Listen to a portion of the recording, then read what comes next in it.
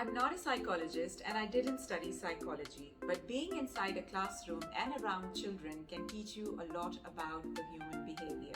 In today's episode of The Why Teacher, I'm going to be sharing some of these observations centered around student needs. A really fun and interesting way to understand the children inside your classroom is through the little love notes and letters that children present teachers with. So if you're a teacher, I'm sure you've witnessed that or experienced that blessed moment when somebody created a heartfelt letter for you or presented you a card of appreciation. Now, while these letters and these cards and these notes of appreciation really brighten up the teacher's day, I think they say a lot about the children as well. So why the need to dissect such a simple gesture of love and appreciation, you'd think? Well, the observation really came through because I realized that children perceived me different ways. So while some child thought that I was a good listener, another appreciated me for, being persistent and never giving up on him.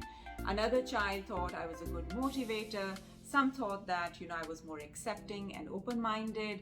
So even though they were telling me things about myself or they were appreciating my qualities, I felt that, it was interesting to see how children picked up certain qualities that they found interesting or they found important. So the things that they are looking for in another person are really things that are important to them. And it was an interesting observation to see that when you followed up on those things that they identified important to them, often enough I found that these were lacking or missing in their lives. This was particularly true for the children who were struggling either academically or personally inside the classroom.